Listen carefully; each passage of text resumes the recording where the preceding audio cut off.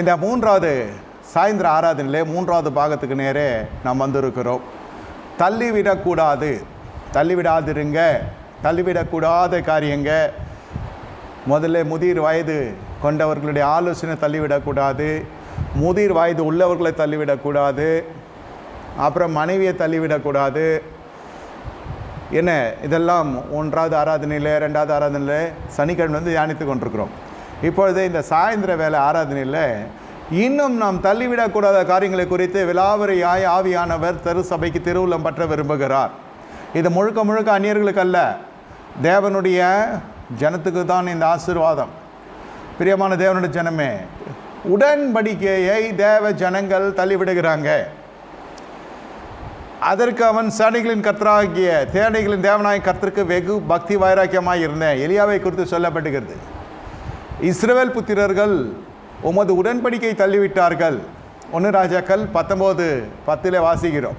உம்முடைய பலிபீடங்களை இடித்து உம்முடைய தீர்க்கதரிசிகளை பட்டயத்தினாலே கொன்று போட்டு விட்டார்கள். நான் ஒருவன் மாத்திரம் மீதி இருக்கிறேன், என் பிராணனையும் வாங்க தேடுகிறார்கள் என்றான். பிரியமான தேவனுடைய ஜனமே, சில சமயத்தில் தீர்க்கதரிசிகள் நாவு என்னும் பட்டயத்தினாலே கொலை செய்யப்படுவாங்க. விசுவாசிகள் மூலமே தான்.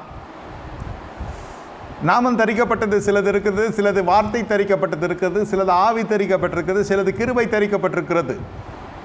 எல்லாருமே கூட்டு மொத்தமாக நீங்கள் பார்த்தீங்கன்னாக்கா தேவ ஜனம் என்று தான் அழைக்கப்படுகிறாங்க, அந்த நாள்லேருந்து இந்த நாள் வரைக்கும்.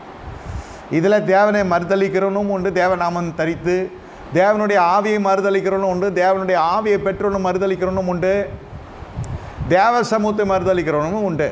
என்னை கேட்டுக்கொண்டிருக்க தேவனுடைய ஜனமே, உடன்படிக்கையை தள்ளிவிட்டாங்க. உடன்படிக்கை எப்படி தள்ளிவிடப்படுகிறது?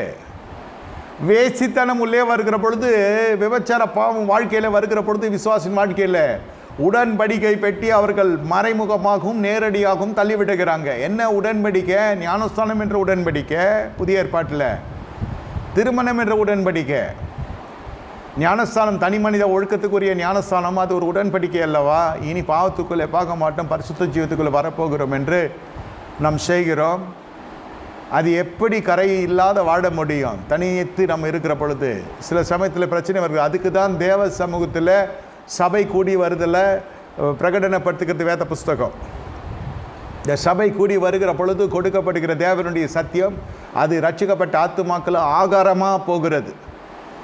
அவர்கள் ஆகாரமாகவே அது மாறுகிறது. ஆவிக்குரிய மனுஷன் பலப்படுகிறான். அப்போ பூமிக்குரிய பலவீனங்கள் வருகிற பொழுது நீங்கள் ஜெயம் எடுக்கிறீங்க.